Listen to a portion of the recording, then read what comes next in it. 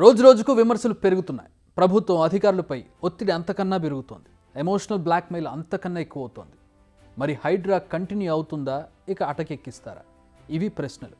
వీటిపైనే Telangana political సర్కిల్స్లో తెగ ప్రచారం జరుగుతోంది. మరి నెక్స్ట్ జరగబోయేదేంటి? అయ్యా, ఆక్రమించుకున్న చెరువులను మీరే వదలండి, గౌరవంగా పక్కకు తప్పుకోండి, నీటిపారుదల శాఖకు అప్పగించండి, మీకేం కావాలనో పోయి దూరంగా కట్టుకోండి, లేకపోతే ఉన్న పలంగా నేల మట్టం కూలగొట్టే బాధ్యత నేను తీసుకుంటా. ఇలా ఎఫ్టీఎల్లో కానీ బఫర్ జోన్లో కానీ నాలాలలో అక్రమంగా నిర్మాణాలు ఏవైతే ఉన్నాయో వాటన్నిటినీ నిరభ్యంతరంగా మేము తొలగిస్తాం. మీరు ఎక్కడికి వెళ్ళినా, మీరు తాత్కాలికంగా కోర్టుల నుంచి ఏమన్నా తెచ్చుకున్నా న్యాయస్థానాలలో కూడా కొట్లాడి ఆ స్కేలను వెకేట్ చేయించి మీరు ఆక్రమణలు తొలగిస్తాం.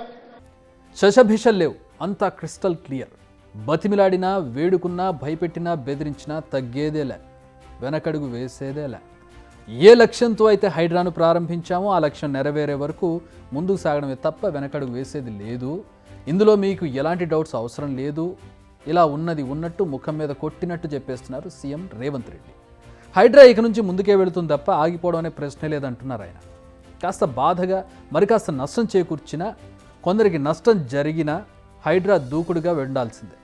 ఎందుకంటే హైడ్రా దూకుడుగా ఉంటేనే చెరువులను చెరబట్టిన వారి పీడ విరగడవుతుంది, భూములు ఫ్రీ అవుతాయి, నీటి ప్రవాహానికి ఎలాంటి అడ్డు అదుపు ఉండదు. లేదంటే ఇప్పుడు జరుగుతున్న ఉపద్రవాలు చూస్తూనే ఉన్నాం కదా. ఇదే విషయాన్ని చెబుతూ ఉన్నారు సీఎం రేవంత్ రెడ్డి. ఇవాళ నగరం మీద ఉప్పెనై వరదలు వస్తున్నాయి. ఆ వరదలు ఎక్కడికి వెళ్తున్నాయి? బస్తీలో ఉన్న పేదోళ్ళ ఇళ్లకు పోతున్నాయి.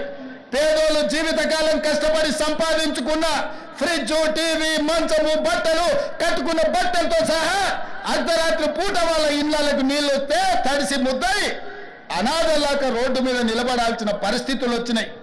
మున్నేరు వాగు పక్కన ఖమ్మంలో అయినా, వరంగల్ జిల్లాలో అయినా, హైదరాబాద్ నగరంలో అయినా, కృష్ణానది ఒడ్డున మునిగే ప్రాంతాలైనా దుర్మార్గులు ఆక్రమించుకున్న చెరువుల వల్లనే ఇవాళ వరదలు వస్తున్నాయి. అందుకే హైడ్రాను ప్రారంభించినాం. హైడ్రా స్పెషల్ టాస్కే ఈ చెరువులను ఆక్రమించిన వాళ్ళను చెరబట్టాలని, చెరబట్టిన వాళ్ళ నుంచి విడిపించాలని, అలాంటి వాళ్ళను అవసరమైతే చెరసాలకు తోలాలనేది నా ప్రభుత్వ విధానం. అందులో ఎంత గొప్ప వ్యక్తులున్నా, ఎంత మహామహులున్నా వాళ్ళు చెరువులను వదలక తప్పదు. కొన్ని రోజులుగా ఒక చర్చ నడుస్తోంది. ఇక హైడ్రా పని అయిపోయింది, దాన్ని మెల్లిమెల్లిగా నిర్వీర్యం చేస్తారని. కానీ వారి అనుమానాలన్నీ ఇప్పటికే పటాపంచలై ఉంటాయి. దీనికి కొనసాగింపుగా మరికొన్ని డీటెయిల్స్ రిలీజ్ చేసింది హైడ్రా. ఇప్పటి వరకు 23 ప్రాంతాల్లో ఆక్రమణలను కూల్చేశామని చెప్పింది. అంతేకాదు మొత్తం 262 అక్రమ కట్టడాలను నేలమట్టం చేసి 111 ఎకరాల భూమిని స్వాధీనం చేసుకుంది. సో పని ఎక్కడా ఆగలేదు. అయితే రేవంత్ ఆలోచన హైడ్రాతో ఆగిందా? మూసి ఒకప్పుడు అనంతగిరి నుంచి వచ్చే కృష్ణానది జలాలకు ఒక ఆలవాలం, కానీ ఇవాళ కాలుష్యం అయిపోయింది. ఇవాళ మన బతుకులను చిందరబందర చేస్తున్నాయి. నల్గొండ జిల్లా రైతులు ఇవాళ ఏడుస్తున్నారు. హైదరాబాదు నగరంలో నుంచి వచ్చిన కాలుష్యం నల్గొండ ప్రజలకు చేరుతుంది. అక్కడ పంటలు కూడా విషమయమైపోయినాయి. మా కోమటిరెడ్డి వెంకటరెడ్డి గారు పదే పదే నా దృష్టికి తీసుకొచ్చి నల్గొండకు వస్తున్న కాలుష్యాన్ని నియంత్రించండి, మూసిని ప్రక్షాళన చెయ్యండి అని. అందుకే కేంద్ర ప్రభుత్వ సహకారంతో మూసి ఆక్రమణలు తొలగించి మూసిని ప్రక్షాళన చేసి ఒక అద్భుతమైన మూసి రివర్ డెవలప్మెంట్ ఫ్రంట్ను అభివృద్ధి చేసి పేదవాళ్ళకు అక్కడ వ్యాపారాలు చేసుకోవడానికి అవసరమైన అవకాశాలు కల్పిస్తాం. నిజానికి మూసీ నది సుందరీకరణపై అధికారంలోకి వచ్చినప్పుడే ఫోకస్ చేశారు సీఎం రేవంత్ రెడ్డి.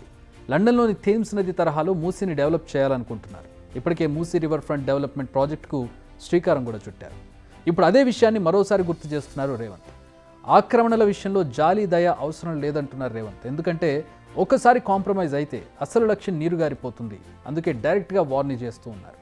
మీ అక్రమ నిర్మాణాలను మీరే కూల్చేయాలి, లేదంటే మేమే వచ్చి కూల్చేస్తామంటున్నారు. ఇది హైడ్రా విషయంలో.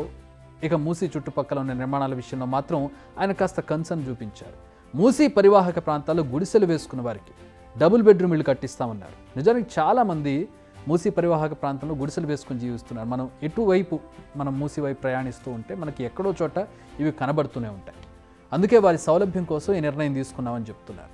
ఆక్రమణల విషయంలో అష్టదిగ్బంధనం చేస్తున్నారు సీఎం రేవంత్. ఆక్రమణలు కూల్చేస్తున్నారు, కొత్త నిర్మాణాలకు అనుమతులు ఇవ్వడం లేదు.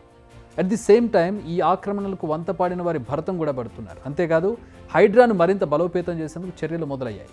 హైడ్రాకు ప్రత్యేకంగా పోలీసు అధికారులను కేటాయించారు. 15 మంది సిఐ స్థాయి అధికారులు, 8 మంది ఎస్ఐ స్థాయి అధికారులు ఇప్పుడు హైడ్రా కోసం పనిచేయనున్నారు. సో అన్స్టాపబుల్గా హైడ్రా ముందుకు వెళ్లడమే కానీ వెనక్కు వెళ్లే సవాలే లేదంటున్నారు. బిగ్ టీవీ అవుట్లుక్ కథనాలు నచ్చితే వెంటనే బిగ్ టీవీ ఛానల్ ను సబ్స్క్రైబ్ చేయండి.